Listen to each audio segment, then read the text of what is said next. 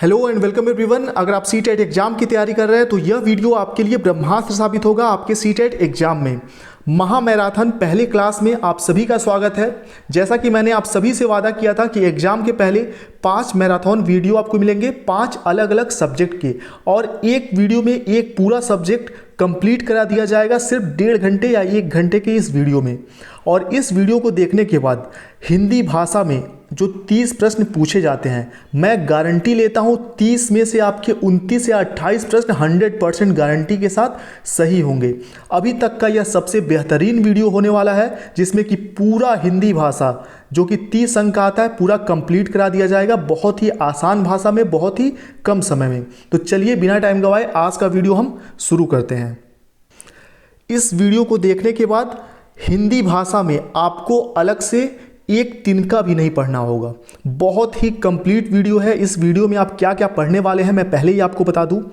पहली चीज़ आप पढ़ने वाले हैं कि एनसीईएफ और एनसीईआरटी ने भाषा शिक्षण के उद्देश्य क्या बताए हैं, यह आप जान जाएंगे। हिंदी भाषा के पॉजिटिव और नेगेटिव टैग वर्ड जो होते हैं वह आप जानने वाले हैं इस वीडियो में।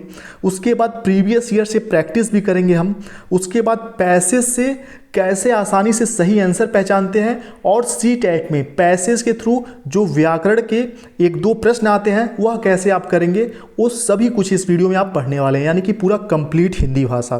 30 में से 30 लाना तो बहुत कठिन नहीं है, लेकिन 30 में से 28-29 नंबर इस वीडियो के बाद आपको जरूर मिलेंगे।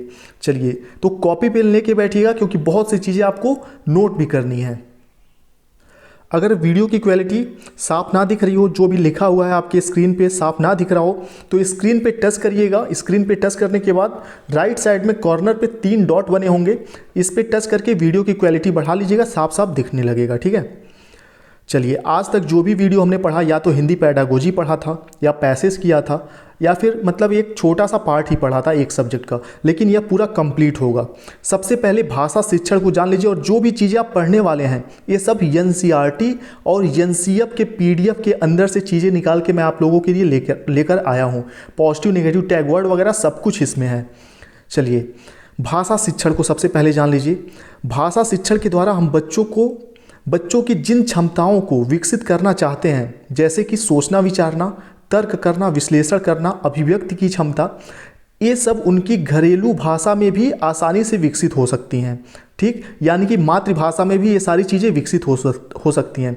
फिर ये सारी क्षमताएं दूसरी भाषा जिसे वे ज़रूरत के हिसाब से बाद में सीखेंगे में स्थानांतरित किया जा सकता है। अब इस चीज़ को आप आसानी से समझिए आसान भाषा में जिससे कि प्रश्न बनेंगे। यहाँ से प्रश्न क्या बन सकता है कि भाषा शिक्षण के द्वारा हम बच्चों में कौन सी क्षमताओं का विकास करना चाहते हैं, या इसका उद्देश्य क्या है एनसीईएफ के अनुसार या एनसीईआरटी के अनुसार, या जो भी कुछ।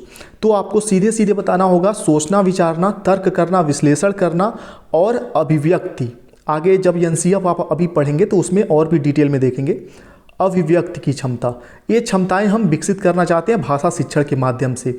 और जो ये क्षमताएं हैं बच्चा अपने परिवेश में रहकर भी अभिव्यक्ति वगैरह की क्षमता सीख लेता है। उसके बाद में जब दूसरे भाषा के रूप में वह कुछ सीखता है सेकेंड लैंग्वेज के रूप में, तो ये जो मातृभाषा से सीखी हुई चीज़ें हैं वो सेकेंड लैंग्वेज के सीखने में ट्रांसफ़र हो जाती हैं। ठीक है, समझ गए होंगे। यानी कि मातृभाषा का बहुत ही बड़ा योगदान होता है सेकेंड लैंग्वेज को सीखने में। अब देखिए एनसीईएफ 2005 के अनुसार प्राथमिक स्तर पर भाषा शिक्षण का मुख्य उद्देश्य क्या है, इसको नोट जरूर करिएगा क्योंकि बहुत ही इंपॉर्टेंट है। देखिए एनसीईएफ 2005 के अनुसार प्राथमिक स्तर पर भाषा शिक्षण का मुख्य उद्देश्य बच्चों को भाषा के चारों कौशलों को वास्तविक जीवन से जोड़ते हुए अभिव्यक्तात्मक क्षमता से लैस करना है। ठीक है, यह बहुत ही कठिन शब्दों में लिखा हुआ था, यहाँ पे मैंने आसान भाषा में आपको समझाने के लिए लिखा हुआ है। यानी कि प्राथमिक स्तर पर भाषा शिक्षण का जो उद्देश्य है भाषा के चारों कौशलों को सिखाना। यानी कि भाषा के 4 कौशल कौन कौन से हैं ये भी नोट कर लीजिए। इसको सुबोपली के नाम से हम जानते हैं, यानी कि सुनना, बोलना, पढ़ना, और सबसे आखिरी कौशल है लिखना। यह सभी अंतः संबंधी होते हैं, ये भी आप जान लीजिए। इसको हम एक क्रम से सीखते हैं, ये भी एग्जाम में पूछा जा सकता है। तो सुनना, बोलना, पढ़ना, लिखना, यही भाषा के 4 कौशल हैं। इन चारों कौशलों को वास्तविक जीवन से जोड़ते हुए बच्चे को हम अभिव्यक्तात्मक क्षमता का अर्थ हुआ कि बच्चे अपनी बात को सामने वाले से कह सकें, ऐसी क्षमता से उनको क्या करना है, लैस करना है। यही भाषा शिक्षण का प्राथमिक स्तर पे उद्देश्य है, ध्यान रखिएगा। और यह बात एनसीएफ 2005 में भी कही गई है। उसके बाद अगला है, अब आप सोच रहे होंगे एनसीएफ से क्वेश्चन तो एक आध ही आता है। एनसीएफ से क्वेश्चन भले ही एक आध आता है डायरेक्ट, लेकिन एनसीएफ का जो उद्देश्य है भाषा शिक्षण का, हिंदी पेडागोजी जब आप करेंगे या कोई भी पेडागोजी आप करेंगे, संस्कृत पेडागोजी, इंग्लिश पेडागोजी, तो आपको इसकी आवश्यकता पड़ेगी, ज़रूरत होगी। ठीक, अगला देखिए, इसके आगे है लैस करना एवं जीवन एवं ज्ञान के मध्य की दूरी को कम करना। ठीक है, जीवन और ज्ञान यानी कि वास्तविक ज्ञान से जोड़ते हुए, वास्तविक जीवन से ज्ञान को जोड़ना इंपॉर्टेंट है प्राथमिक स्तर पे। इस प्रक्रिया में बच्चों के विद्यालयी जीवन को बाहरी जीवन से जोड़ना चाहिए। एनसीएफ 2005 को प्राथमिक शिक्षा में लागू किया गया था। इस अधिगम प्रक्रिया के माध्यम से विद्यार्थियों को रटने वाली प्रणाली से मुक्त करना इसका उद्देश्य था। ठीक है, ताकि विद्यार्थियों की चहुमुखी विकास हो सके, यानी कि रटंत प्रणाली से मुक्त करना भी एनसीएफ का उद्देश्य है। भाषा शिक्षण का ये भी उद्देश्य है कि बच्चे रटने पर बल ना दें, बच्चे वास्तविक ज्ञान प्राप्त करें, उनके अंतर्निहित जो उनकी क्षमताएं हैं वह बाहर निकल के आएँ। ठीक है, चलिए इस कॉन्सेप्ट को आप समझ गए होंगे और नोट भी आपने कर लिया होगा, चाहे तो स्क्रीनशॉट भी ले सकते हैं। अब इस पेज से, हर एक पेज से कम 2, 3, 4 क्वेश्चन बनने वाले हैं आपके सीटेट एग्जाम में। इस पेज से कौन कौन सा क्वेश्चन बन सकता है? पहला क्वेश्चन तो ये बनेगा, भाषा के 4 कौशल होते हैं, सुनना, बोलना, पढ़ना, लिखना। क्वेश्चन पूछा जा सकता है भाषा के चारों कौशल कैसे होते हैं? अंतर संबंधी होते हैं। पहला पॉइंट, भाषा के चारों, नोट कर लीजिए, भाषा के चारों कौशल अंतर संबंधी होते हैं, क्रम से सीखे जाते हैं। ठीक है, ध्यान रखिएगा, ये नहीं है कि पहले आप बोलना सीखने से पहले सबसे पहले आप बोलना सीखेंगे फिर सुनना सीखेंगे। ठीक है, ऐसा नहीं होगा, सबसे पहले क्रम से ही होगा। सबसे पहले आप सुनेंगे फिर बोलना सीखेंगे, कभी क्रम इसका गलत नहीं हो सकता। तभी आप भाषा सीख पाएंगे जब आप एक क्रम से सीखेंगे। सबसे पहले भाषा में अब एक क्वेश्चन और पूछा जा सकता है, भाषा के चारों कौशलों में सबसे अधिक महत्वपूर्ण कौन सा है? वैसे तो चारों महत्वपूर्ण है, लेकिन सबसे अधिक महत्वपूर्ण जो है वो है सुनना। क्योंकि अगर आप सुन नहीं पाएंगे, अगर कोई बच्चा सुन नहीं पाएगा तो वह बोल नहीं पाएगा। बोल क्यों नहीं पाएगा? क्योंकि फॉर एग्जांपल हमने अगर कभी फ्रेंच लैंग्वेज नहीं सुना है तो अगर हम फ्रांस में जाएंगे तो हम चुपचाप खड़े ही रहेंगे वहाँ पे। तो सुनना सबसे ज़्यादा ज़रूरी है। सुनने के माध्यम से ही हम सीखना शुरू करते हैं, उसके बाद हम सुनकर ही बोलते हैं। ठीक है, बोलने के बाद हम सुनना, बोलना, पढ़ना, फिर आखिरी कौशल है लिखना। चलिए कई क्वेश्चन यहाँ से बनते हैं, वास्तविक जीवन से जोड़ना, अभिव्यक्तात्मक क्षमता विकसित करना। ठीक है, सब नोट कर लिया होगा आपने। अब देखिए आगे बढ़ते हैं, हर एक पेज से जो भी पेडागोजी पूछा जाता है और ये जो भी स्क्रीनशॉट आपके सामने दिख रहा है, जो भी नोट्स आपके सामने दिख रहा है, कई चीज़ों को मैंने अपने भाषा में, आसान भाषा में लिखा है, कई चीज़ें डायरेक्ट लिख दी गई हैं। ये सभी एनसीएफ एनसीईआरटी के नोट्स से बनाया हुआ है और इसी से सीटेट का पेपर बनता है आपका। ये चीज़ ध्यान रखिएगा। इसको करने के बाद कोई भी प्रीवियस ईयर उठाइएगा, देखिएगा एज इट इज़ क्वेश्चन पूछे गए हैं। अब देखिए, कक्षा में सभी बच्चों को अपने मन की बात कहने का भरपूर अवसर देना चाहिए। ठीक, ताकि उनके भीतर छिपी संभावना आकार ले सके, यानी कि उनके भीतर जो भी कुछ छुपा हुआ है वह बाहर निकल के आ सके। अगर वे शुरू में घरेलू भाषा या टूटी फूटी अमानक हिंदी भी बोलें तो बिना मजाक के पात्र बनाए कक्षा में उन्हें उत्साह से सुनना चाहिए। ठीक है, कई बार ऐसा होता है कि बच्चों की जानकारी अधूरी होती है या उनका भाषा उच्चारण जो होता है वह टूटा फूटा होता है, तो हमें उनका मजाक नहीं बनाना, हमें उनकी बात को महत्व देना है, ध्यान से सुनना है। ठीक है, बिना मजाक बनाए उनमें उत्साह पैदा करना है, क्योंकि अगर बच्चा एक बार निराश हो गया तो फिर वह सीखेगा नहीं। ठीक है, उसमें रुचि पैदा नहीं होगी, इंटरेस्ट पैदा नहीं होगा, मोटिवेशन नहीं मिलेगा तो वह सीखेगा नहीं। आगे देखिए, शुरुआत में भाषा की कारीगरी तथा कथित शुद्धता उतनी महत्व नहीं रखती। ठीक है, यानी कि प्राथमिक कक्षाओं में भाषा की शुद्धता यानी कि उच्चारण की शुद्धता, लिखावट में शुद्धता, यह इतना इंपॉर्टेंट नहीं है। सबको नोट करते चलिएगा, जो भी मैं बोल रहा हूँ ना, प्राथमिक कक्षाओं में उच्चारण, शुद्ध उच्चारण पर बल नहीं देना है। ठीक है, शुद्ध लिखावट, सुंदर लिखावट पर बल नहीं देना है। यह सब धीरे धीरे उनमें विकसित हो जाते हैं जब वो बड़ी कक्षाओं में पहुंचते हैं तो। ठीक है, मतलब इनमें बहुत बल नहीं देना है, इनमें सुधार करना है आपको, सिर्फ आपको सुधार करना है। इनमें बहुत ज़्यादा ध्यान नहीं देना, इस पर बहुत ज़्यादा बल नहीं देना कि नहीं तुम शुद्ध बोलो, नहीं तुम सुंदर लिखो। ठीक। शुरुआत में भाषा की कारीगरी तथाकथित शुद्धता उतनी महत्व तो नहीं रखती, बल्कि उसमें महत्वपूर्ण है कि बच्चे सबके सामने बोलने लायक बने। ठीक है। जब बच्चे छोटे होते हैं तो हम उनसे क्या उम्मीद करते हैं, जब एकदम छोटे होते हैं, जैसे कोई भी जब बच्चा होता है 1-1.5 साल का, तो मम्मी पापा क्या उम्मीद करते हैं कि जस्ट वो बोलना सीख जाए, स्माइल कम से कम करे, हमारे बोलने पे हरकत करे। तो वही सबसे इम्पॉर्टेंट है, ये नहीं कि वो शुद्ध बोले तुरंत। और मन भाव विचार को निसंकोच कह डाले। अगर समर्थन न किया जाए तो उसका आत्मविश्वास टूटेगा और वह संकोच के अंधेरे में दबकर बैठ जाएगा। तो कुल मिला के ये जो पेज है इसमें आपको क्या सीखने को मिला कि शुद्ध उच्चारण पर ध्यान नहीं देना है, उनको अवसर देना है कि वो टूटी फूटी लैंग्वेज में जैसे भी बोल सकते हैं, अभिव्यक्त करें अपने अंदर की चीज़ों को। ठीक। उनका मजाक नहीं उड़ाना, और भी बहुत सारी चीज़ें। चलिए आगे देखिए। अनेक बार ऐसा भी होता है कि बच्चे की मातृभाषा में ढले रचे बसे उच्चारण अवयव जब हिंदी की भाषिक ध्वनियों को स्वर देने की कोशिश करते हैं तो उनके लिए अपेक्षाकृत कठिन होता है। फॉर एग्जाम्पल, बच्चे की मातृभाषा का उसके सेकेंड लैंग्वेज पर प्रभाव होता है। ठीक है। प्रभाव होता है, आप सभी को पता है, क्वेश्चन भी पूछा गया है सीटेट एग्जाम में। तो प्रभाव कैसे होता है, जैसे मैं ही बहुत कुछ बोलता हूँ, तो क्या है कि भोजपुरी मेरी मातृभाषा है, यूपी से मैं बिलोंग करता हूँ, तो भोजपुरी ही बचपन से सुना है, जो माहौल था भोजपुरी का ही था। ठीक है। तो इंग्लिश वगैरह के कई ऐसे शब्द होते हैं जिसको मैं उच्चारण करने में थोड़ी सी मुझे दिक्कत होती है। उच्चारण करता हूँ तो सामने वाला जो सुनता होगा, जो दिल्ली से बिलोंग करता होगा या किसी और स्टेट से होगा, तो उनको लगता होगा कि ये सही उच्चारण नहीं कर रहे हैं, तो वह मातृभाषा का प्रभाव उसको कहते हैं। ठीक है। तो ये चीज़ ध्यान रखिएगा, मातृभाषा का प्रभाव मतलब आगे के सीखने में बहुत ज़्यादा पड़ता है। चलिए, इसी तरह हिंदी भाषी बच्चों के लिए पूर्वी भारत की भाषाओं की ध्वनियों को उच्चारित करना अपेक्षाकृत कठिन होता है। पूर्वी भारत मतलब यही उत्तर प्रदेश वगैरह, जो हिंदी भाषी जगह है, जैसे दिल्ली वगैरह है, हिंदी भाषी जगह है, मध्य प्रदेश हो गया, ये सारी चीज़ें, तो उनको भोजपुरी वगैरह के शब्द उच्चारण करने में थोड़ी दिक्कत होती है। अगर आप दिल्ली से बिलोंग करते हैं तो कभी आप भोजपुरी गाने या भोजपुरी बोलने की कोशिश करते हैं तो पता चल जाता है कि हाँ, आपका यह मातृभाषा नहीं है, जस्ट आप बोलने का ट्राई कर रहे हैं। या यूपी का बच्चा हरियाणवी बोलने की कोशिश करेगा तो शुद्ध उच्चारण नहीं कर पाएगा, तो इस पर बहुत ज़्यादा ध्यान नहीं देना है।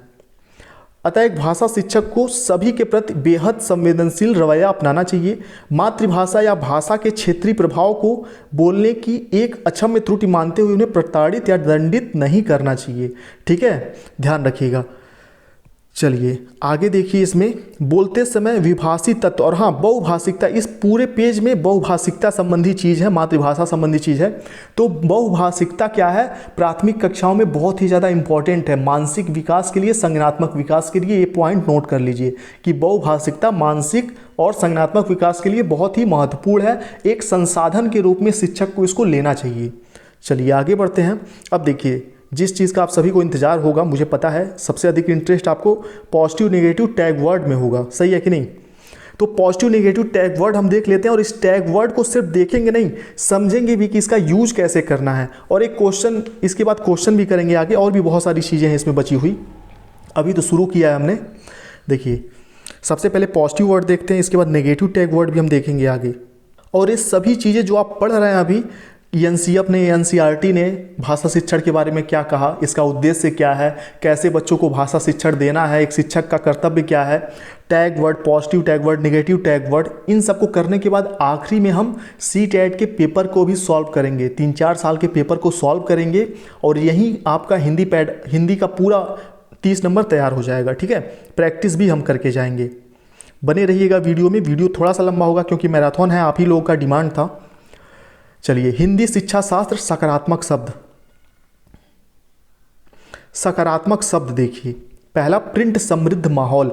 अब प्रिंट समृद्ध माहौल क्या होता है ये भी मैं आपको बता दूं।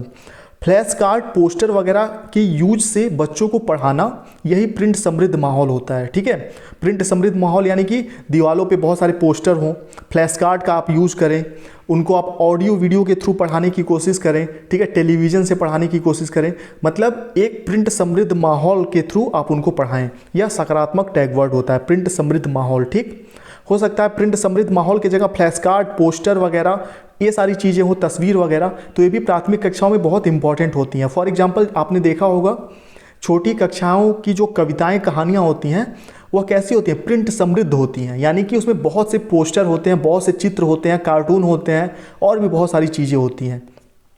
उसमें अगर क भी लिखा होगा तो इसको स्टाइल में लिखा होगा, कोई बॉक्स में लिखा होगा या फिर कोई फ्लैश कार्ड के थ्रू लिखा होगा। ठीक, यही प्रिंट समृद्ध माहौल होता है। यह सकारात्मक शब्द है हिंदी शिक्षा शास्त्र के लिए, हिंदी भाषा के लिए। उसके बाद भाषा प्रयोग के अवसर प्रदान करना, आप सभी को पता है, पॉजिटिव है। भाषा अर्जन, ठीक है, अब ध्यान रखिएगा, भाषा अर्जन और भाषा अधिगम या भाषा सीखना दोनों अलग अलग चीज़ें हैं और इससे क्वेश्चन भी बनते हैं। 2-3 क्वेश्चन इससे आए हैं हर साल, मैंने देखा है। भाषा अर्जन क्या होता है? भाषा अर्जन होता है जो हमारी मातृभाषा होती है उसको हम अर्जित करते हैं। ठीक, ध्यान रखिएगा, मातृभाषा जो होती है उसको हम अर्जित करते हैं, लेकिन जो भाषा होती है, ठीक, भाषा जो होती है वह हम सीखते हैं, अधिगम करते हैं। तो मातृभाषा जो होती है वह जन्मजात होती है, स्वाभाविक होती है, घर परिवार समाज से सीखी जाती है। लेकिन यहीं पे मातृभाषा यानी कि भाषा जो अर्जित करते हैं हम समाज से, और भाषा सीखना या भाषा अधिगम क्या हो गया? भाषा अधिगम जो होता है व्यवस्थित ढंग से होता है, विद्यालय से होता है, प्रयास पूर्वक होता है।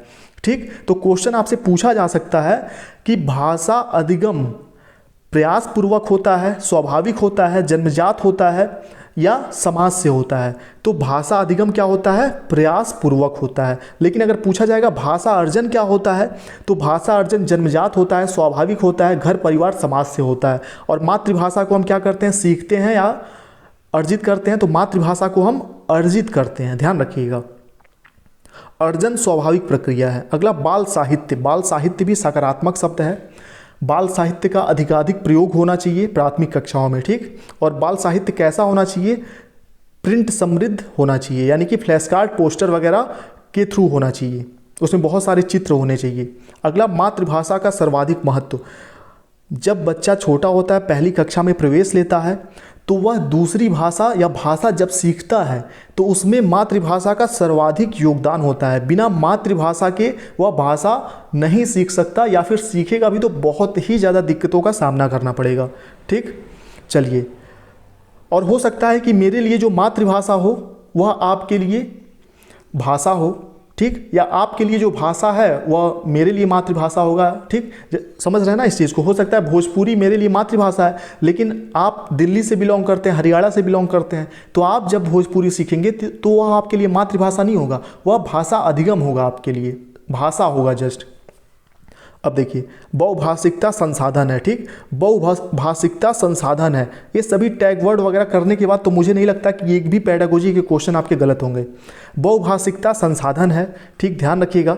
भाषा कौशल जो होते हैं, सुनना, बोलना, पढ़ना, लिखना, 4 होते हैं। और जब भी क्वेश्चन पूछा जाएगा आपसे भाषा कौशल के बारे में, और किसी ऑप्शन में हो कि लिखना, किसी ऑप्शन में हो पढ़ना, किसी में हो सुनना, और किसी ऑप्शन में सुनना, बोलना, पढ़ना, लिखना, चारों कौशलों की बात की जाए, तो जब भाषा कौशल की बात होगी तो चारों कौशल जिस ऑप्शन में होंगे, चारों कौशलों का जिस ऑप्शन में विकास होगा वही ऑप्शन सही होगा सीटेट में। चलिए, भाषा अर्जन की क्षमता जन्मजात होती है। उसका अगला सामाजिक अंतःक्रिया। ठीक है, सामाजिक अंतःक्रिया भाषा की कक्षा के लिए बहुत ही ज़्यादा इंपॉर्टेंट होती है। लैंग्वेज डेवलपमेंट के लिए सामाजिक अंतःक्रिया बहुत ही ज़्यादा जरूरी होती है। सिर्फ कक्षा में, सिर्फ विद्यालय में हम उतने बेहतर ढंग से भाषा को नहीं सीख सकते जब तक उसका अंतःक्रिया नहीं होगा, अभिव्यक्ति नहीं होगा, बातचीत नहीं होगा। ठीक है, समाज में। चलिए आगे देखते हैं। पढ़ना।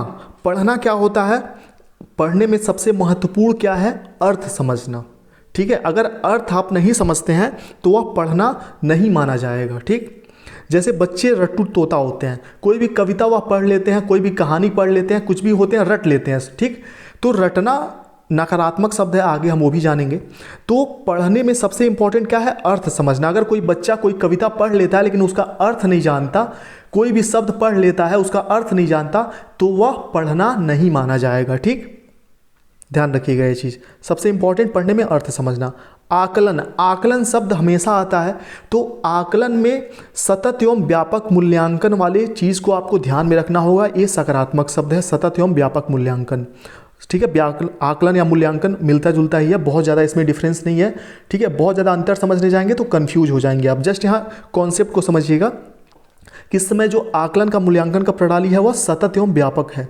और जब भी आकलन या मूल्यांकन शब्द आएगा और ऑप्शन में होगा कि आकलन या मूल्यांकन सप्ताह में होना चाहिए, ठीक, ध्यान रखिएगा, सप्ताह में होना चाहिए, छमाही होना चाहिए, ठीक, या वार्षिक होना चाहिए, तो यह नकारात्मक है।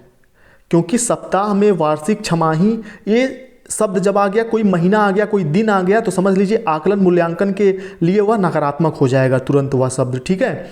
क्योंकि आकलन या मूल्यांकन यह सतत एवं व्यापक होता है, यानी कि वर्ष भर चलता रहता है, अधिगम प्रक्रिया का एक हिस्सा होता है वर्तमान समय में। चलिए अगला देखिए, बोलना संदर्भ और स्थिति के अनुसार अभिव्यक्ति, ठीक है। जब तक आप अर्थपूर्ण नहीं बोलेंगे, संदर्भ और स्थिति के अनुसार नहीं बोलेंगे, तब तक बोलना नहीं माना जाएगा। फॉर एग्जाम्पल, मैं कुछ भी कह रहा हूँ, कुछ भी बोल रहा हूँ, इसका कोई अर्थ अगर ना निकल के सामने आए तो यह बोलना थोड़ी ना कहा जाएगा। जब तक सामने वाले को हम सामने वाले से अभिव्यक्त ना कर सकें, जो हमारे अंदर चीज़ें हम उसको व्यक्त ना कर सकें, तब तक बोलना नहीं माना जाएगा, ठीक। उसका अगला है लिखना। अनुभव को लिखना, विचार की अभिव्यक्ति, यही होता है लिखना, ठीक है।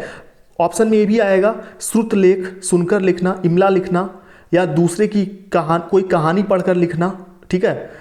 लेकिन वही होगा अगर सारांश लिखना, कोई बड़ी सी कहानी पढ़कर हम सारांश लिखते हैं तो समझ लीजिए हम उसको अभिव्यक्त कर रहे हैं, तो वह सकारात्मक होगा। लेकिन इमला लिखना, कोई कहानी देखकर एज इट इज छाप देना, यह नकारात्मक होगा। तो लिखना में क्या इंपॉर्टेंट है? अनुभव को लिखना, विचार की अभिव्यक्ति। चलिए ये हो गया। आगे हम नकारात्मक शब्द भी पढ़ेंगे, उसके पहले कुछ और चीज़ें देख लेते हैं। ये सभी आप स्क्रीनशॉट भी ले लीजिए तुरंत फटाक से, और स्क्रीनशॉट लेने से बेहतर है तुरंत अपने मतलब नोट्स बना लीजिए इसका, ठीक है। नोट्स बनाएंगे जब आपके लिए यह कारगर होगा। स्क्रीनशॉट लेने के बाद पता नहीं पढ़ पाएंगे कि नहीं पढ़ेंगे। चलिए आगे देख लीजिए। अगला देखिए, अब देखिए भाषा के जो 4 कौशल हैं, चारों कौशलों से क्वेश्चन पूछे जाते हैं, आप सभी को पता है।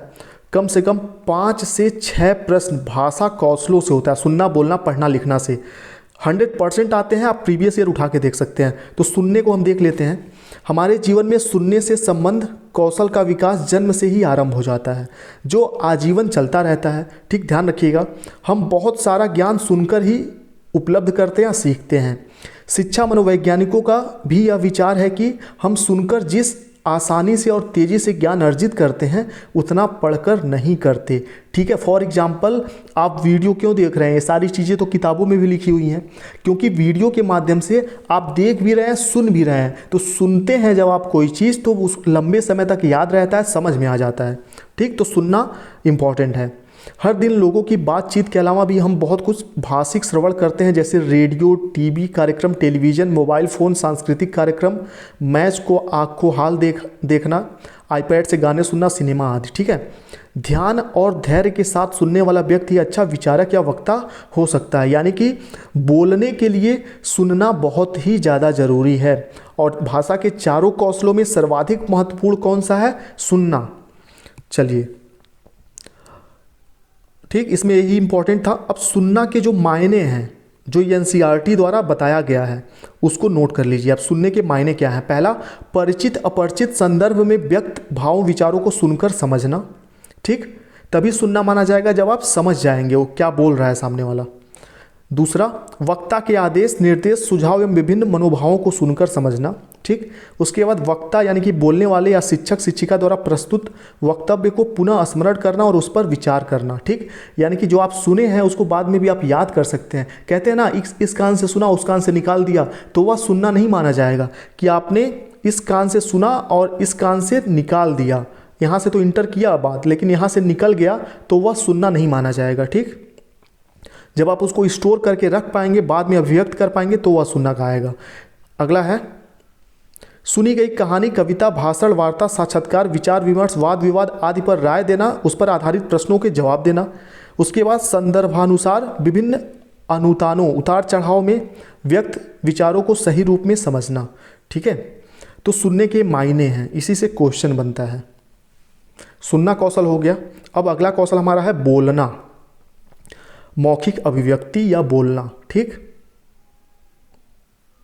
मौखिक अभिव्यक्ति या फिर बोलना।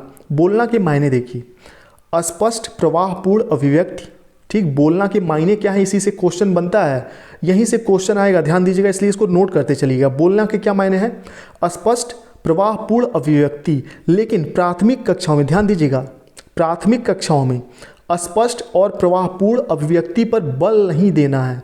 अगर ऑप्शन में बल शब्द आ गया तो वह नकारात्मक ऑप्शन हो जाएगा, ठीक। ध्यान रखिएगा, इन चीज़ों को का ध्यान रखिएगा। आप ये नहीं कि एज इट इज आपने नोट कर लिया फिर आप एग्जाम में गलत कर दें फिर मुझे दोष देंगे, इसलिए इस चीज़ का ध्यान रखिएगा। जब यहाँ पे होगा अस्पष्ट प्रवाहपूर्ण बोलने पर बल दिया जाएगा तो वह बल देना नकारात्मक हो जाएगा, ठीक। इस पर ध्यान देना है लेकिन बल नहीं देना है। अगला, अपनी बात को आत्मविश्वास से कहना, विचारों में सुसंगत क्रमबद्धता का विकास, आंखों देखी सुनी घटनाओं किस्सों को अपने शब्दों में प्रभावी ढंग से अभिव्यक्त करना, ठीक है। सुनना कम माना जाए, बोलना कम माना जाएगा। जो भी आपने आंखों देखा या सुना हुआ है उसको आप बोल पाएंगे, अभिव्यक्त कर पाएंगे अपनी भाषा में। उसके बाद पढ़ी गई सामग्री को सार रूप में व्यक्त करना, यानी कि उसका सारांश कहना। परिचित अपरिचित परिस्थितियों में स्पष्ट प्रभावी रूप से अपनी बात कहना। दूरदर्शन, रंगमंच या जो भी टेलीविज़न आप में देखते हैं उसका विश्लेषण करके किसी को बताना, ठीक। जैसे हम टेलीविज़न देखते हैं, गांव में चाय की दुकान पे आप बैठेंगे तो वहाँ न्यूज़पेपर पढ़ते पढ़ते बहुत राजनीति की बातें होती हैं। टेलीविज़न में जो न्यूज़ वगैरह हम देखते हैं तो वही बोलने का मायना है, वही बोलने का सही अर्थ है। अब देखिए, भाषा प्रयोगशाला, इस शब्द को आपने बहुत बार सुना होगा, एनसीईआरटी में इसको एक्सप्लेन भी किया गया है जो आपके सामने है। भाषा प्रयोगशाला क्या होता है, ठीक। हो सकता है इस शब्द से आप वाकिफ़ हो, नहीं अगर आप पता है तो देख लीजिए। भाषा प्रयोगशाला क्या होता है, जैसा कि नाम से ही स्पष्ट है कि यह एक ऐसी प्रयोगशाला है जो किसी न किसी रूप में भाषा से संबंधित है। प्रयोगशाला शब्द नियंत्रण की ओर भी संकेत करता है, यानी कि एक ऐसी जगह जहां प्रयोगशाला की तरह नियंत्रित स्थितियों में cassette, CD, DVD player, speaker, microphone, earphone, computer, projector या इन सभी के माध्यम का सहारा लेकर भाषा से संबंधित कार्य अभ्यास किया जाता है। भाषा प्रयोगशाला कई तरह की होती हैं, लेकिन प्राथमिक कक्षाओं में भाषा प्रयोगशाला महत्वपूर्ण नहीं है, क्योंकि प्रयोगशाला में एक नियम होता है, एक नियम फॉलो किया जाता है, ठीक है। और प्राथमिक कक्षाओं में भाषा सीखने के लिए किसी नियम को फॉलो करना बहुत ही ज़्यादा इंपॉर्टेंट नहीं है, लेकिन भाषा प्रयोगशाला इंपॉर्टेंट कॉन्सेप्ट था इसलिए मैंने आपको यहाँ पे बता दिया, ठीक। लेकिन श्रव्य साधन, दृश्य साधन, ठीक है, श्रव्य दृश्य साधन ये सभी इंपॉर्टेंट होते हैं प्राथमिक कक्षाओं में भी और समावेशी कक्षाओं में भी, ये भी याद रखिएगा आप, ठीक है। चलिए, भाषा प्रयोगशाला आप समझ गए होंगे क्या होता है। आगे देखते हैं, पढ़ना वाचन। अब पढ़ना जो कौशल है हमारा, यानी कि वाचन कौशल जो है, पढ़ने का मतलब क्या होता है। पढ़ना न सिर्फ तोते की तरह पढ़ डालना है, न हिज्जे करके पढ़ना। पढ़ने का मतलब वर्ण शब्द की पहचान व उनका उच्चारण कर लेना भर भी नहीं है, बल्कि उनमें निहित अर्थ का बोध करना है। बिना अर्थ अधिगम के पढ़ना निरर्थक है, ठीक है। यानी कि पढ़ने का सही मतलब क्या होता है, पढ़ने का मतलब होता है उसका अर्थ ग्रहण करना, ठीक। और यह एक क्वेश्चन सीटेट में हमेशा आता है कि पढ़ना क्या है, वास्तविक पढ़ना क्या है, अर्थ ग्रहण करने के साथ साथ पढ़ना, ठीक है। जो भी आप पढ़ रहे हैं उसका अर्थ आपको पता हो तभी पढ़ना माना जाएगा। अगला देखिए, पठन में जैसे एग्जाम्पल के लिए संस्कृत भाषा हम टूटी फूटी पढ़ सकते हैं, लेकिन अगर संस्कृत का आप अनुवाद नहीं कर सकते, अर्थ नहीं समझ सकते, तो वह पढ़ना माना जाएगा, नहीं माना जाएगा, ध्यान रखिएगा। पठन में शरीर के 4 अवयव क्रियाशील हो जाते हैं, आँख, कान, मस्तिष्क, उच्चारणांग, यानी कि इसको हम बोल सकते हैं जीभ, ठीक। यह 4 कौशल एक्टिव होते हैं। यह चीज़ पूछा जा सकता है, ये एनसीईआरटी के अंदर है ये चीज़, तो इंपॉर्टेंट हो गया आपके लिए। चाहे सीटेट आप देंगे, DIT+B देंगे, कोई भी शिक्षक भर्ती परीक्षा देंगे, ये सब आपके काम आएगा, नोट कर लीजिएगा। पठन में शरीर के 4 अवयव क्रियाशील हो जाते हैं। और आपको एक रिक्वेस्ट तो बनता है कि अगर आप नए हैं तो टारगेट टीचर 68500 चैनल को सब्सक्राइब कर लीजिए और वीडियो को लाइक भी जरूर कर दीजिएगा अगर आपको वीडियो अच्छी लग रही हो। इसका अगला सीरीज आपको कल मिलेगा, ठीक है, नेक्स्ट मैराथन नेक्स्ट सब्जेक्ट का। अगला देखिए, चलिए हो गया। एक भाषा शिक्षक को यह समझना होगा कि भाषा शिक्षक से संबंधित भी क्वेश्चन पूछे जाते हैं आपके सीटेट एग्जाम में। एक भाषा शिक्षक को यह समझना होगा कि क्या क्या भाषा शिक्षक के लिए आवश्यक है, ओ जानिए। भाषा के चारों कौशल अंतः संबंधी होते हैं, पहला पॉइंट नोट कर लीजिएगा। इसलिए सुनना और बोलना कौशल का विकास अलग नहीं हो सकता। सुनना बोलना कौशल का विकास अलग नहीं हो सकता। वास्तविक जीवन की संप्रेषण परक स्थितियों में व्यवहार करने के लिए ध्यान से सुनना और बोलना जरूरी है। यानी कि बातचीत हम किसी से तभी कर पाएंगे, संप्रेषण कम्युनिकेशन तभी कर पाएंगे जब हम ध्यान से सुनेंगे, फिर हम बोल पाएंगे। अगला देखिए, बच्चों को समृद्ध भाषाई परिवेश उपलब्ध कराया जाए। समृद्ध भाषा परिवेश, यह मैंने बताया आपको सकारात्मक शब्द है, पॉजिटिव टैग वर्ड है, ताकि उन्हें भाषा सुनने और यथा आवश्यक बोलने का अवसर प्राप्त हो सके। अधिकाधिक भाषा के सार्थक प्रयोग का परिणाम है प्रभावी वक्ता होना। ठीक है, भाषा की आप जितना ज़्यादा से ज़्यादा प्रयोग करने के अवसर बच्चों को देंगे, उतने ही अच्छे वह वक्ता बनेंगे, उतने ही अच्छे वह अपनी बातों को अभिव्यक्त कर पाएंगे। यानी कि अवसर उपलब्ध कराना सबसे ज़्यादा सकारात्मक शब्द है। अतः बच्चों को भिन्न भिन्न स्थितियों में सुनने बोलने के अवसर उपलब्ध कराया जाए। ठीक, यह इंपॉर्टेंट है एक शिक्षक के लिए, नोट कर लीजिएगा फटाक से। और हर एक पेज से एक एक क्वेश्चन, दो क्वेश्चन आपके सीटेट एग्जाम में आएगा, याद रखिएगा। अगला देखिए, सभी बच्चों को उनकी क्षमता और रुचि के अनुसार कार्य दिया जाए। हाँ, यहाँ पे एक चीज़ ध्यान देने वाला है, कई बार आता है आसान शब्द। आसान शब्द सकारात्मक है कि नकारात्मक है, आपके अनुसार कमेंट बॉक्स में बताइएगा। ठीक, सकारात्मक शब्द है आसान या नकारात्मक शब्द है? मेरे अनुसार क्या है वो आपको मैं बता रहा हूँ। आसान शब्द नकारात्मक है, उसके जगह पे अगर लिखा हुआ है कि क्षमता या रुचि के अनुसार, तो आसान के अगर आसान नकारात्मक है तो सकारात्मक क्या होगा? क्षमता और रुचि के अनुसार कार्य दिया जाना चाहिए। जैसे क्वेश्चन पूछा जा सकता है या पूछा भी गया है, होमवर्क कैसा होना चाहिए, गृहदत्त कार्य कैसा होना चाहिए, होमवर्क कैसा होना चाहिए? आसान होना चाहिए। ठीक है, आसान नहीं होना चाहिए, बच्चों की क्षमता और रुचि के अनुसार होना चाहिए। इसी बात पे लाइक जरूर करिए, लाइक से मोटिवेशन मिलता है और भी बेहतरीन वीडियो बनाने का हमारे अंदर ऊर्जा आता है। आप लोग जब लाइक करते हैं ज़्यादा से ज़्यादा, ठीक है, लाइक से आपका कुछ नहीं जाता, लेकिन मुझे बहुत कुछ मिल जाता। राइम्स बन गया है तो चलिए माफ़ करिएगा। चलिए आगे देखते हैं। सभी बच्चों को उनकी क्षमता और रुचि के अनुसार कार्य दिया जाए। एक ही तरीके से सभी बच्चों के साथ पेश आना किसी भी कला को कोई प्रभाव न छोड़ सकेगा। यानी कि सभी बच्चों में अलग अलग क्षमताएं होती हैं और बाल केंद्रित शिक्षा का अर्थ क्या होता है कि प्रत्येक बच्चे पे व्यक्तिगत रूप से उनकी क्षमताओं पर ध्यान दिया जाए, उनकी कमियों को सुधारा जाए व्यक्तिगत रूप से।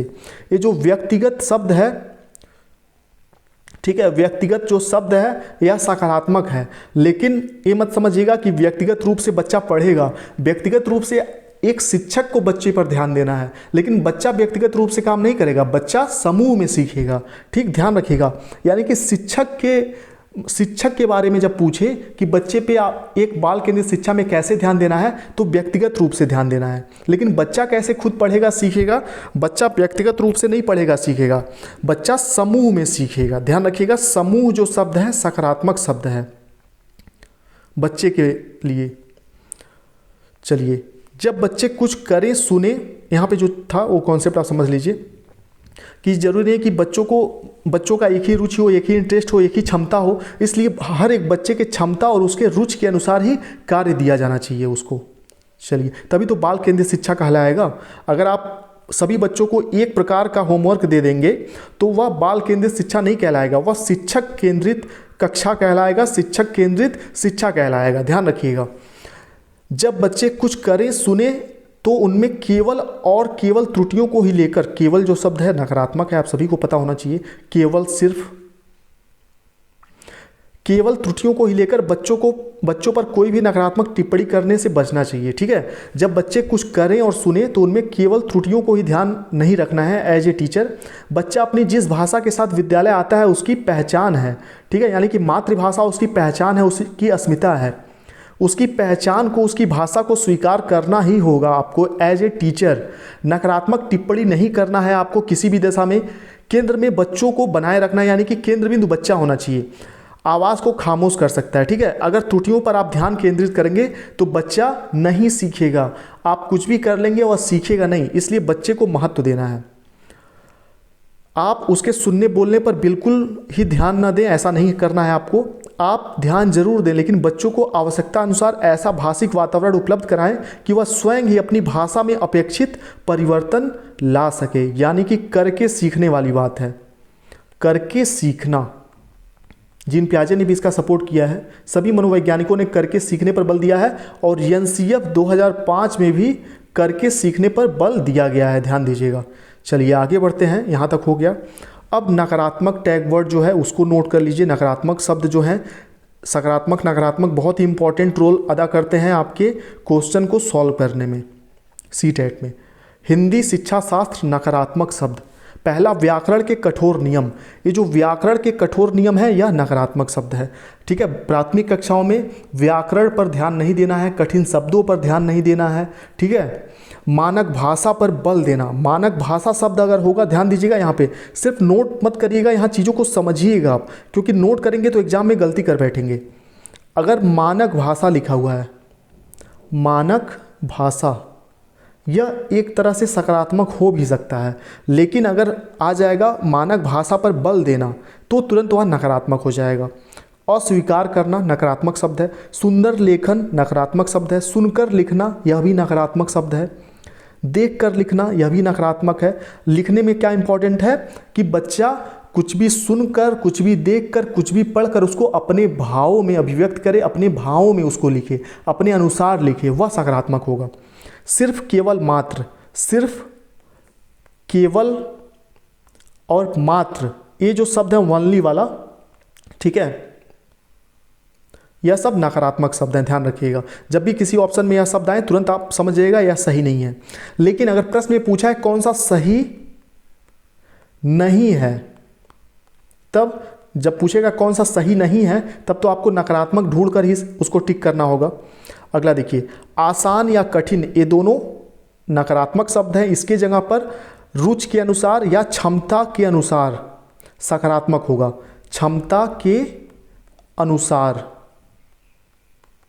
क्षमता के अनुसार सकारात्मक शब्द है, और आसान या कठिन ये नकारात्मक शब्द है। देखिए मैं आपको सिर्फ कौन सा नकारात्मक है यही नहीं बता रहा हूँ, मैं चाह रहा हूँ कि अगर यह शब्द नकारात्मक है तो इसके जगह पे सकारात्मक क्या होगा ये भी आप जानें। शुद्ध उच्चारण श्रुतलेख, श्रुतलेख भी नकारात्मक शब्द है। श्रुतलेख यानी कि सुनकर लिखना नकारात्मक शब्द है। प्रश्न उत्तर लिखना, अनुशासित शांत कक्षा, उसके बाद वर्णमाला कंठस्थ करना, मूल्यों पर आधारित व्याकरणिक नियम, पाठ्य पुस्तक, ठीक है, पाठ्य पुस्तक भी नकारात्मक शब्द है। पाठ्य पुस्तकों से क्वेश्चन आंसर करना ये भी नकारात्मक है।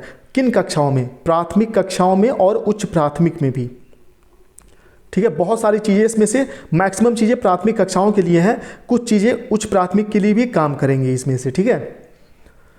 वो आप देखेंगे क्वेश्चन तो अपने आप आपको समझ में आ जाएगा। और जब भी आप क्वेश्चन पढ़ेंगे तो एक चीज़ अपने दिमाग में बिठा के रखेंगे, नोट कर लीजिए, दिमाग में नोट करिएगा, कॉपी पे नहीं, कि प्रश्नों को पढ़िएगा तो वास्तविक जीवन से जोड़िएगा, ठीक है। जब भी आप प्रश्नों को पढ़िएगा तो वास्तविक जीवन से उस प्रश्न को जोड़कर पढ़िएगा, यानी कि उस जो भी प्रश्न में होगा उसको आप इमेजिन करिएगा कि वास्तविक में घटना घट रहा है तो कौन सा सबसे उपयुक्त ऑप्शन होगा। हमेशा सही आंसर तक आप पहुंच जाएंगे आसानी से। चलिए अभी चैनल को सब्सक्राइब कर लीजिए फटाक से, ठीक है, अपने टारगेट टीचर चैनल को। और आगे भी बहुत सारी चीज़ें बची हुई हैं, उसको भी आप नोट कर लीजिए, नोट कर लीजिए और समझ लीजिए। और भी बहुत सारी इंपॉर्टेंट चीज़ें बची हैं, क्या क्या हमने पढ़ लिया वो देख लीजिए एक बार। हमने भाषा शिक्षण का उद्देश्य पढ़ लिया, एनसीएफ एनसीईआरटी में क्या क्या चीज़ें बताई गई है वह पढ़ लिया, हमने टैग वर्ड पढ़ लिया, ठीक है। अब हम क्या करने वाले हैं, प्रीवियस ईयर से थोड़ा सा प्रैक्टिस करेंगे। और भी कुछ इंपॉर्टेंट चीज़ें हैं जो हिंदी पेडागोजी में, जो व्याकरण 2-4 नंबर के 2 से 3 अंकों के व्याकरण आते हैं हिंदी में, 2 से 3 अंकों का जो हिंदी व्याकरण आता है, मैं आपको 10 मिनट के अंदर पूरा व्याकरण पढ़ा दूंगा जो हिंदी में पूछा जाता है सीटेट एग्जाम में। तो आगे बचा हुआ है उसको भी देख लेते हैं।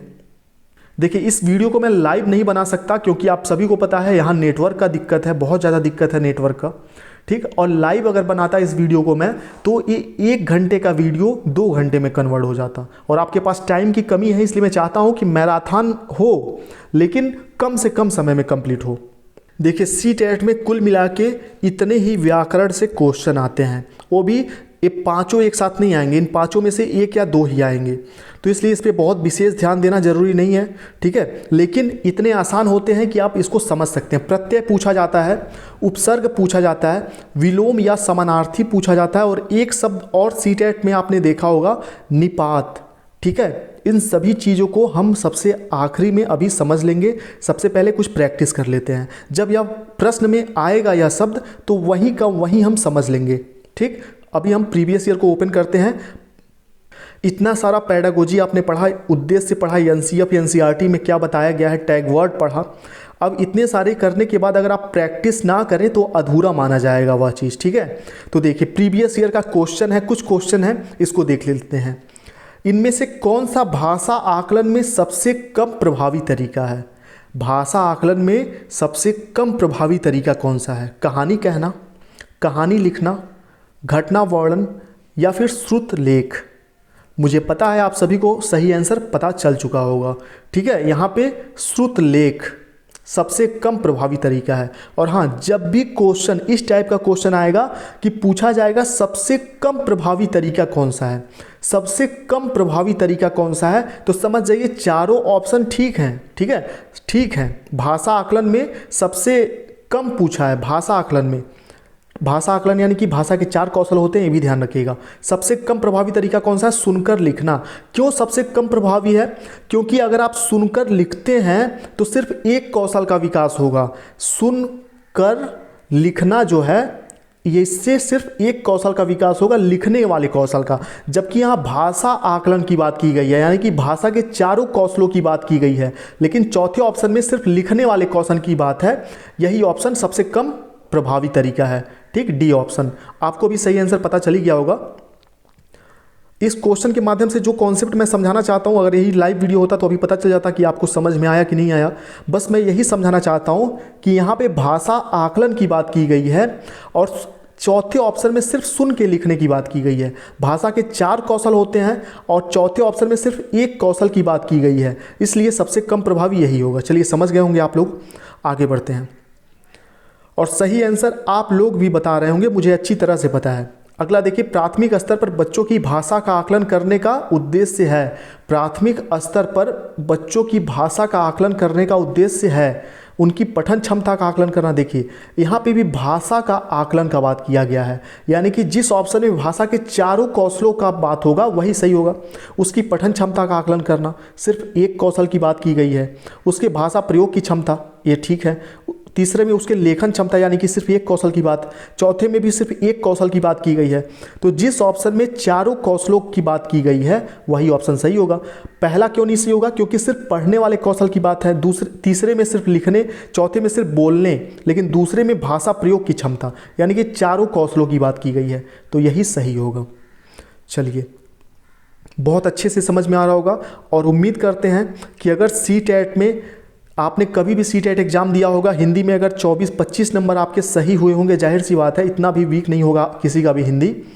अगर 20 से 25 नंबर आपका सही हुआ होगा तो मैं चाहता हूं इस बार आपका कम से कम 26 से 28, 29 या 30 क्वेश्चन तक सही हो। मेरा उद्देश्य यही है, क्योंकि जो सब्जेक्ट ईजी है उसमें एक भी नंबर हमको छोड़ना नहीं चाहिए।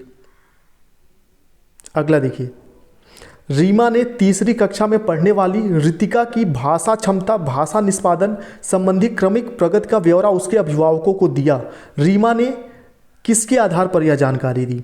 तो ध्यान रखिएगा, ये जो क्रमिक प्रगति होता है, क्रमिक प्रगति का अर्थ ये होता है कि आपने उसका आकलन आज किया, 10 दिन बाद किया, 15 दिन बाद किया, 1 महीने बाद, 6 महीने बाद, एक क्रमिक प्रगति हो गया, ठीक है। यानी कि कुछ कुछ समय पर क्रम से आगे बढ़ते हुए, क्रम से आगे बढ़ते हुए जो हम आकलन करते हैं उसका रिकॉर्ड किस में होता है?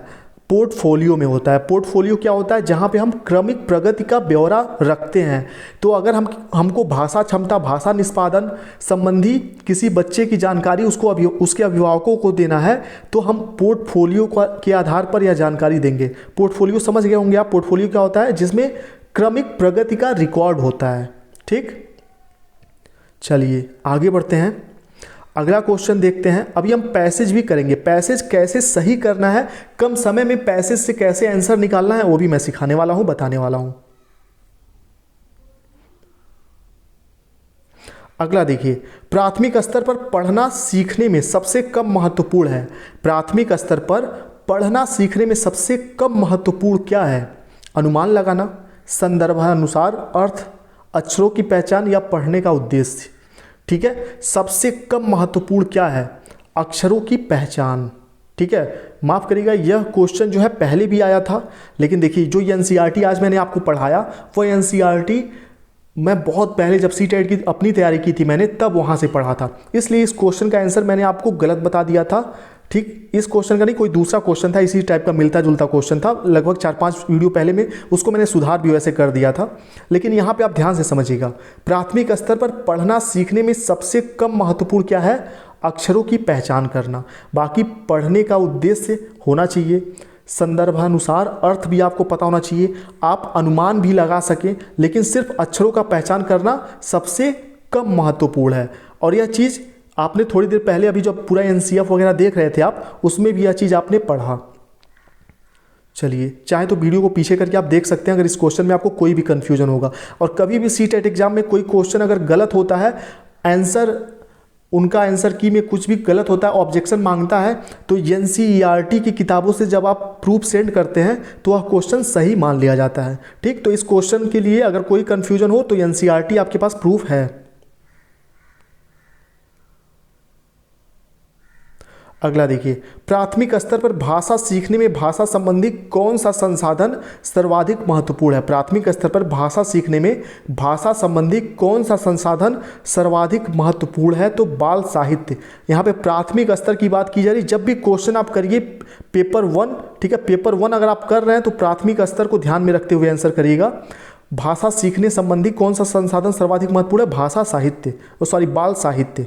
ठीक, अगला देखिए, अगर यही बड़े कक्षाओं के लिए प्रश्न होता, बड़ी कक्षाओं कक्षा 9-10, तो समाचार पत्र, कंप्यूटर, टेलीविज़न यह इंपॉर्टेंट होता, तब सबसे कम महत्वपूर्ण बाल साहित्य होता। अगर यही प्रश्न में हो जाए उच्च प्राथमिक कक्षाओं के लिए सबसे कम महत्वपूर्ण कौन सा है, तो सबसे कम महत्वपूर्ण बाल साहित्य होगा, लेकिन प्राथमिक स्तर पर सर्वाधिक महत्वपूर्ण बाल साहित्य है।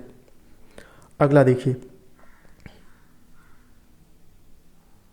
बच्चे अपनी मातृभाषा का प्रयोग करते हुए हिंदी भाषा की कक्षा में अपनी बात कहते हैं, यह बात कैसी है? स्वाभाविक है, निंदनीय है, विचारणीय है, अनुचित है? बच्चे अपनी मातृभाषा का प्रयोग करते हुए हिंदी भाषा की कक्षा में अपनी बात कहते हैं, यह स्वाभाविक है। ठीक है, ध्यान रखिएगा, जैसा कि मैंने आपको बताया जो मातृभाषा होता है वह कैसा होता है? स्वाभाविक होता है। ठीक है, अपने समाज के माध्यम से सीखा जाता है, जन्मजात होता है, यह सब चीज़ मैंने आपको बताया था ना। चलिए, जन्मजात होता है, ठीक, स्वाभाविक होता है, तो मातृभाषा स्वाभाविक होता है, यह स्वाभाविक बात है। अगला देखिए, विद्यालय में भाषा शिक्षण के लिए कोई कार्यक्रम शुरू करते समय सबसे महत्वपूर्ण है।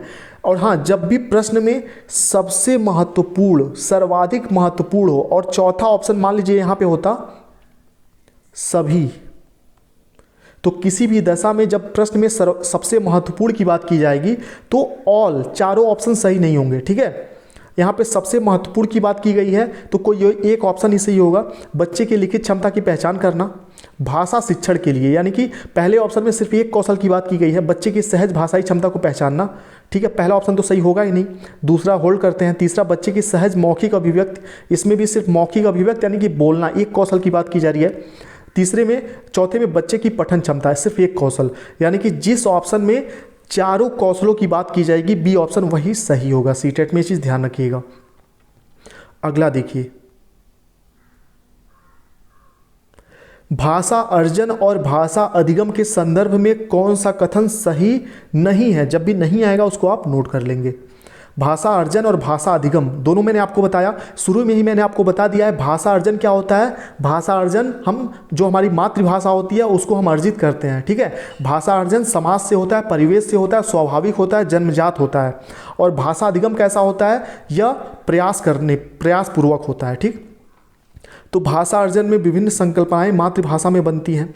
भाषा अधिगम प्रयासपूर्ण होता है, ये भी सही है। पूछा है कौन सा नहीं सही है? भाषा अर्जन सहज और स्वाभाविक होता है जबकि भाषा अधिगम प्रयासपूर्ण होता है। ठीक, अगला है सांस्कृतिक विभिन्नता भाषा अर्जन और भाषा अधिगम को प्रभावित करने वाला महत्वपूर्ण कारक है। चलिए, इतना आपको मैंने समझाया है बहुत ही अच्छे से। मुझे पूर्ण विश्वास है इस प्रश्न का सही आंसर आप सभी लोग बता पाएंगे। इस प्रश्न का सही आंसर कमेंट बॉक्स में बताइए। क्वेश्चन नंबर है 104। क्वेश्चन नंबर 100 आप लिखिएगा कमेंट बॉक्स में कि 104 का ABCD कौन सा सही है। चलिए, सभी लोग बताइएगा ताकि मुझे भी पता चल सके आपने कितना सीखा।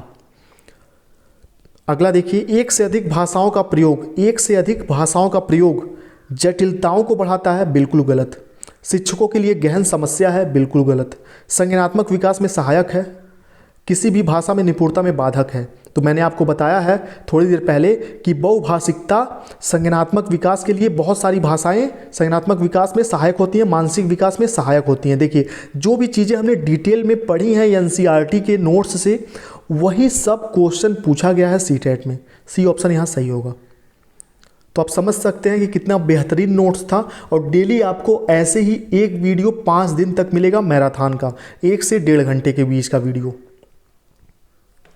अगला देखिए, दृष्टिबाधित बच्चों को भाषा सिखाते समय, दृष्टिबाधित बच्चों को भाषा सिखाते समय, यह क्वेश्चन समावेशी शिक्षा से संबंधित है, उसको ध्यान रखिएगा। जब भी दृष्टिबाधित बच्चों की बात हो, विकलांग बच्चों की बात हो, ठीक है, मानसिक मंद बच्चों की बात हो, ठीक है, तब आप समावेशी शिक्षा को ध्यान में रखकर आंसर करिएगा, क्योंकि आपके सिलेबस में समावेशी शिक्षा है। उन्हें कक्षा में अलग बैठाना चाहिए, बिल्कुल गलत। समावेशी शिक्षा का अर्थ ये नहीं होता कि बच्चों को आप अलग बैठाएंगे, सबको समान अवसर देना समावेशी शिक्षा का लक्ष्य है। B, उन्हें विभिन्न भाषिक गतिविधियों में शामिल नहीं करना चाहिए, बिल्कुल गलत। कम पाठों वाली पाठ्य पुस्तक का निर्माण किया जाना चाहिए, गलत। अधिक से अधिक मौखिक भाषा का प्रयोग करना चाहिए।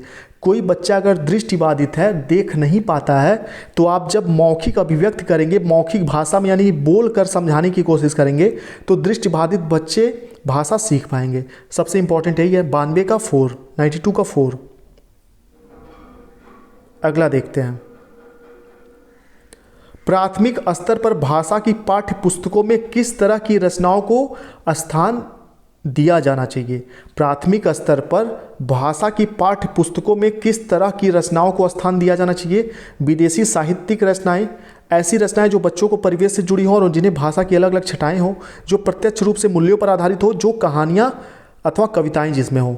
देखिए, विदेशी साहित्य इंपॉर्टेंट नहीं है, मूल्यों पर आधारित प्राथमिक कक्षा के लिए इंपॉर्टेंट नहीं है। केवल कहानियाँ, देखिए अगर यहीं पे होता कहानियाँ और कविताएं तो सही होता, लेकिन मैंने आपको क्या बताया टैग वर्ड में, केवल सिर्फ नकारात्मक शब्द है, यानी कि पहला कट गया, तीसरा कट गया, चौथा कट गया, बचा B, यही सही होगा। अगर यही केवल शब्द नहीं होता तो ये सकारात्मक हो जाता। चलिए, 93 का B ऑप्शन सही होगा। जब भी प्रश्न आप पढ़िएगा तो प्रश्न पढ़ने के बाद नकारात्मक आंसर को कट कर दीजिएगा। आखिरी में जो बचेगा 1 या 2 ऑप्शन, उनमें से सबसे उपयुक्त जो होगा वही सही होगा।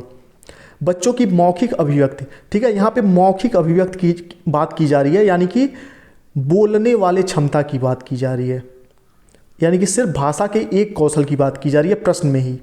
मौखिक अभिव्यक्ति का विकास करने के लिए सबसे कम प्रभावी तरीका कौन सा है। सबसे कम प्रभावी तरीका कौन सा है।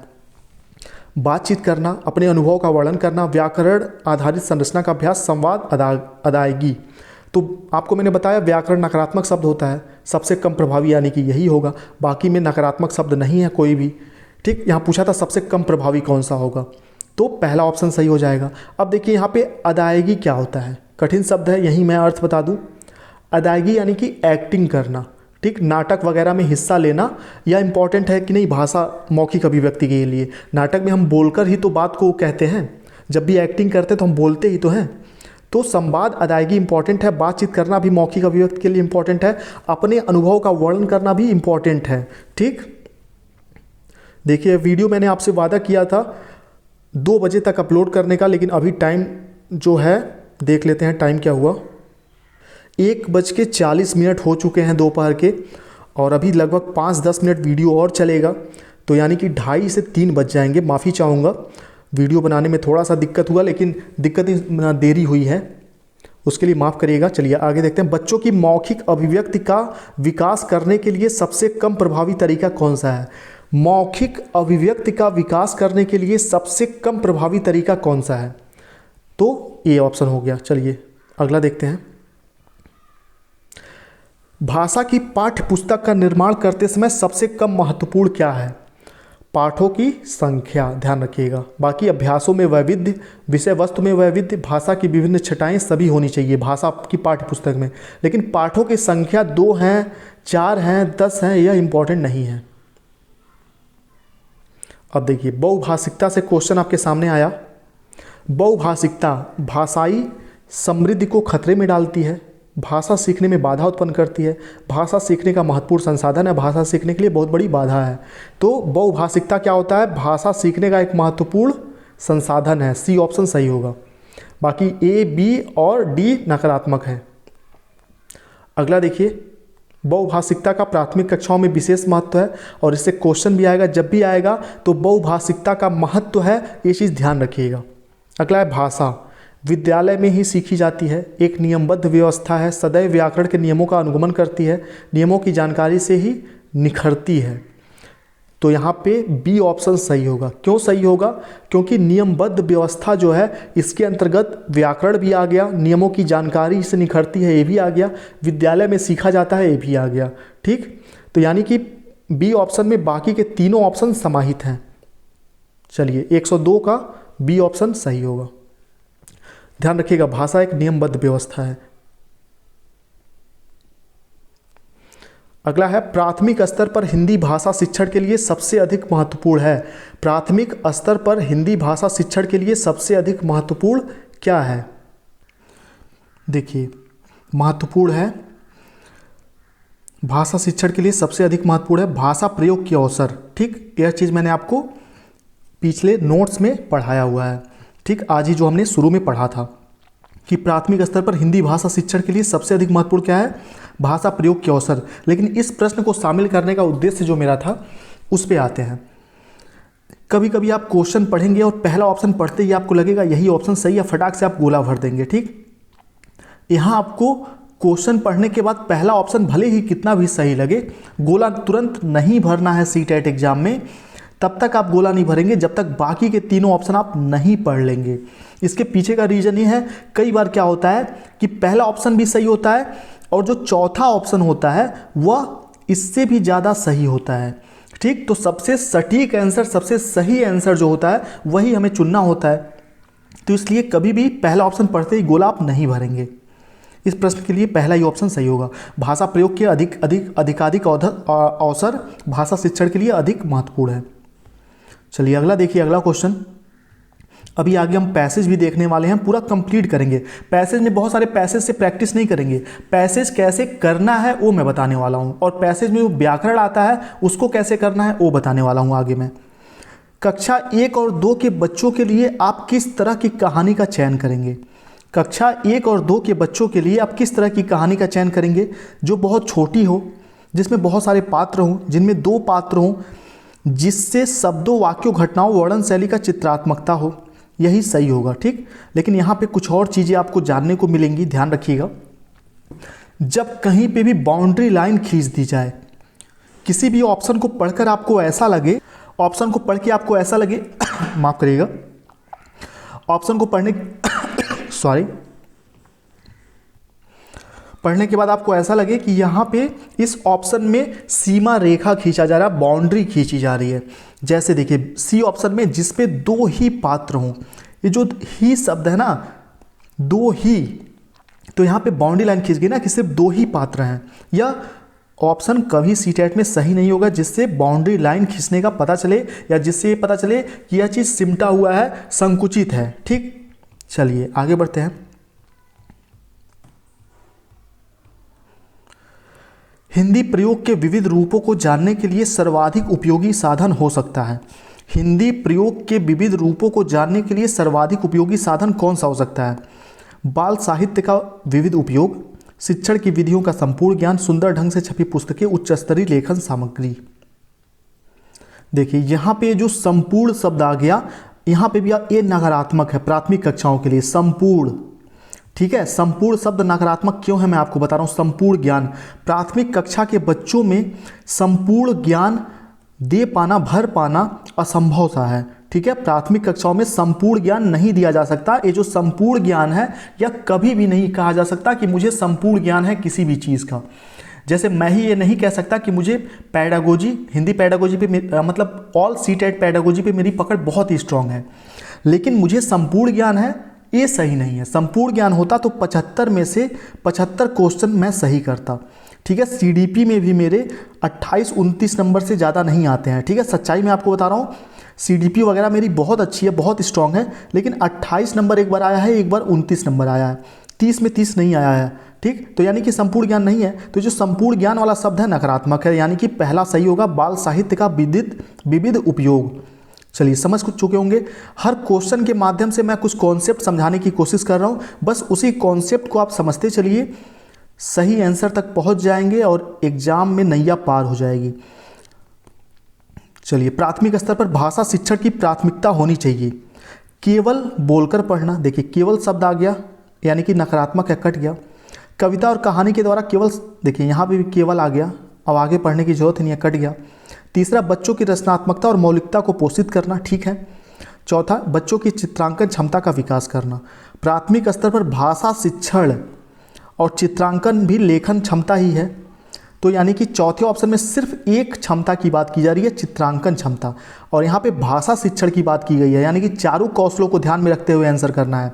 तो यहाँ पे सी सही होगा, बच्चों की रचनात्मकता और मौलिकता को पोषित करना, सी ऑप्शन सही हो गया यहाँ पे। चलिए, आप खुद सही आंसर तक पहुँच रहे होंगे, मुझे पूरा विश्वास है आप सभी पे।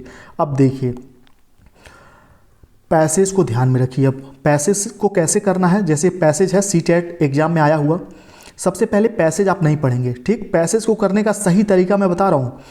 सबसे पहले आप प्रश्नों को पढ़ेंगे, देखिए प्रश्नों के आंसर भी यहाँ पे दिए हुए हैं, प्रीवियस ईयर से फोटो लिया है मैंने। सबसे पहले प्रश्नों को आप फटाक से एक बार पढ़ लीजिए। प्रश्न है, समस्याओं का हल खोजने पर आधारित अध्ययन किस विषय से जुड़ा हुआ था। यानी कि इस पैसेज में समस्याओं को हल करने खोजने पर आधारित अध्ययन किस विषय से जुड़ा हुआ है। ऑप्शन भी पढ़ लीजिए, सामाजिक विषय, भाषा, गणित या दुकानदारी, ठीक। अगला क्वेश्चन पढ़ लीजिए, किन बच्चों ने सवाल हल करने में मौखिक गणना का ज़्यादा प्रयोग किया। किन बच्चों ने सवाल हल करने में मौखिक गणना का प्रयोग ज़्यादा किया। जो सिर्फ स्कूल जाते हैं, जो बच्चे ना दुकानदारी करते हैं ना ही स्कूल जाते हैं, जो स्कूली बच्चे दुकानदारी नहीं करते, जो दुकानदारी करते हैं, ठीक। प्रश्न पढ़ने के बाद, अब जैसे मैंने 2 ही प्रश्न पढ़ा क्योंकि आपको जस्ट समझाना है, 2 प्रश्न पढ़ा या पूरा प्रश्न आप एक बार पढ़ लेंगे, उसके बाद आप पैराग्राफ को पढ़ेंगे। समस्याओं का हल ढूंढने की क्षमता पर एक अध्ययन किया गया। इनमें भारत की 3 तरह के बच्चों की तुलना की गई।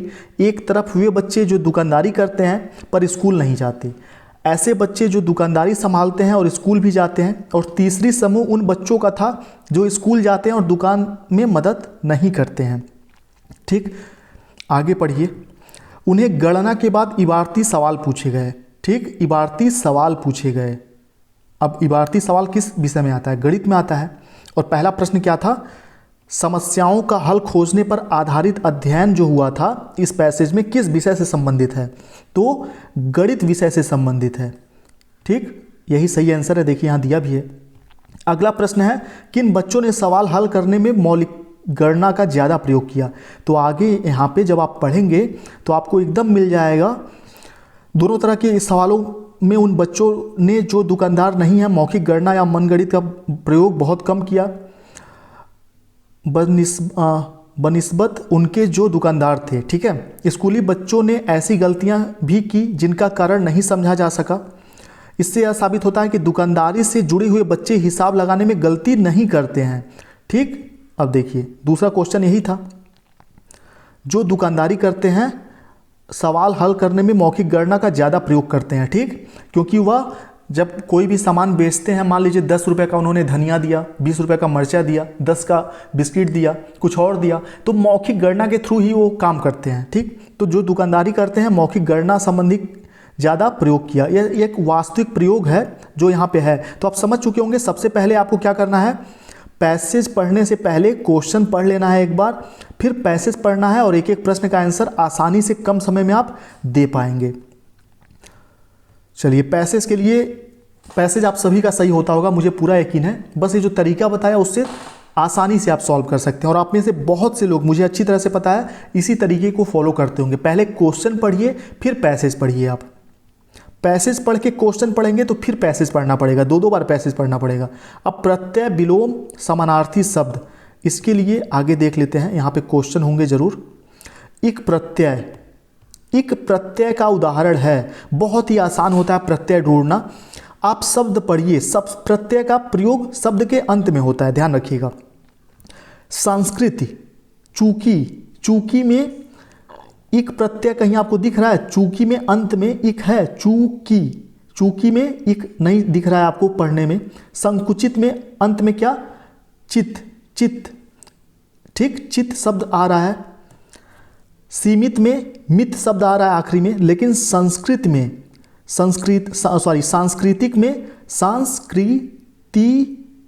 सांस्कृतिक इक शब्द आ रहा है। तो यानी कि इक प्रत्यय का उदाहरण कौन सा है? पहला है, सांस्कृतिक, ठीक, सांस्कृतिक। क्योंकि इसके अंत में जब आप पढ़ेंगे कोई भी शब्द तो अंत में जो प्रत्यय पूछा गया है वह प्रत्यय अंत में उच्चारण में आएगा। सांस्कृतिक शब्द को पढ़िए और आखिरी में देखिए प्रत्यय आ रहा है कि नहीं, जो भी प्रत्यय यहाँ पे लिखा हुआ है, ठीक। अगला देखिए, और भी इसमें बहुत सारी चीज़ें हैं। ये तो प्रत्यय हो गया। अब समानार्थी शब्द भी पूछे जाते हैं। समानार्थी शब्द यानी कि जिसका अर्थ समान हो, जैसे कि दिनकर और दिवाकर।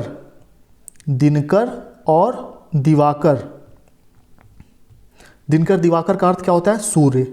दोनों समानार्थी शब्द हैं, ठीक, जिसका अर्थ समान है।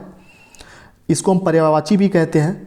विलोम शब्द जिसका अर्थ उल्टा हो, ठीक है, जैसे दिन का विलोम क्या हो गया? रात हो गया। ये सब तो आपको आता ही होगा। अब निपात क्या होता है?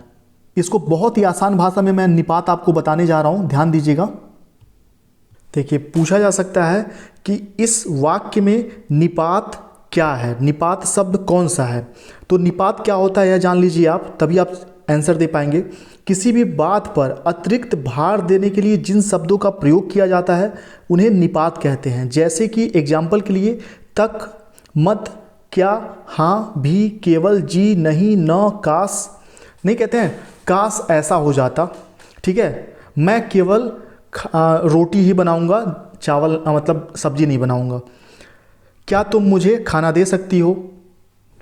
तुम तक मैं कैसे पहुंच सकता हूं? तुम्हारा मत क्या है? हाँ मैं भी खाऊंगा, मैं भी, हाँ मैं भी।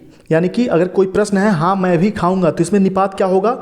फॉर एग्जाम्पल, अगर प्रश्न है हाँ मैं भी खाऊंगा, मैं भी खाना खाऊंगा, तो यहाँ पे हाँ और भी दोनों शब्द निपात हो जाएंगे, ठीक। और यह क्वेश्चन सीटेट में 1 नंबर में पूछा जाता है, तो इसका स्क्रीनशॉट ले लीजिए। और वैसे आप समझ भी गए होंगे कि निपात क्या होता है। चलिए, अब कुछ इंपॉर्टेंट बातें हैं जो आपको ध्यान में रखनी होगी जब आप सीटेट का एग्ज़ाम देंगे, हॉल में बैठेंगे। तो देखिए वो कौन कौन सी बातें हैं। और हाँ, नेक्स्ट वीडियो आपको बहुत जल्द मिलने वाला है, इसका भी ध्यान रखिएगा।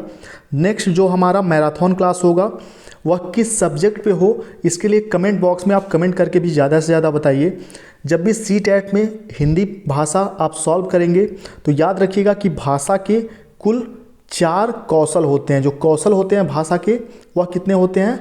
4 होते हैं। सुनना, बोलना, पढ़ना, लिखना। और ये चारों कौशल एक क्रम से सीखे जाते हैं, ठीक है। ये नहीं कि पहले आप लिखना सीख लेंगे, सबसे पहले आप सुनना सीखेंगे, फिर बोलना, फिर सुनना, बोलना, पढ़ना, फिर आखिरी में लिखना। सबसे इम्पॉर्टेंट कौन कौशल है इन चारों में? सबसे इम्पॉर्टेंट सुनना कौशल है। सुनना कौशल पे ही बाकी तीनों कौशल आधारित हैं, ठीक है।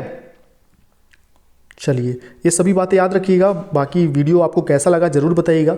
पहला मेरा वीडियो है जो इतना लंबा मैंने बनाया, 1 घंटे से अधिक का, और काफ़ी चीज़ें इसमें सिखाने की कोशिश की, मैंने आपको बताने की कोशिश की। मेरा मेहनत आपको कैसा लगा? मेरा मेहनत सफल तब होगा जब आप अच्छे अंकों से सीटेट क्वालिफाई करेंगे और कमेंट बॉक्स में आकर बताएंगे कि सर आपका वो वाला वीडियो बहुत अच्छा था। जैसे कि ईवीएस पे जो मैंने वीडियो बनाया था 2 साल पहले, ईवीएस एनसीईआरटी पे, उस समय ईवीएस एनसीईआरटी पे किसी भी चैनल पे कोई वीडियो अपलोड नहीं था, सिर्फ मेरे चैनल पे अपलोड था, आपके अपने टारगेट टीचर चैनल पे अपलोड था, ठीक। ईवीएस एनसीईआरटी से जो भी क्वेश्चन ईवीएस में आते थे सिर्फ उसी एक वीडियो से आते थे। 21-22 लाख लोगों ने उस वीडियो को टोटल देखा है, ठीक। तो ऐसे ही मैं कोशिश करता हूं कि मेरे सभी वीडियोज आपके काम के हों। मैं वीडियोज बहुत ही कम अपलोड करता हूं, लेकिन सभी वीडियोज आपके काम के होते हैं। तो चलिए बस, थैंक यू। आज की वीडियो में इतना ही, मिलते हैं नेक्स्ट मैराथन क्लास में आप सभी से।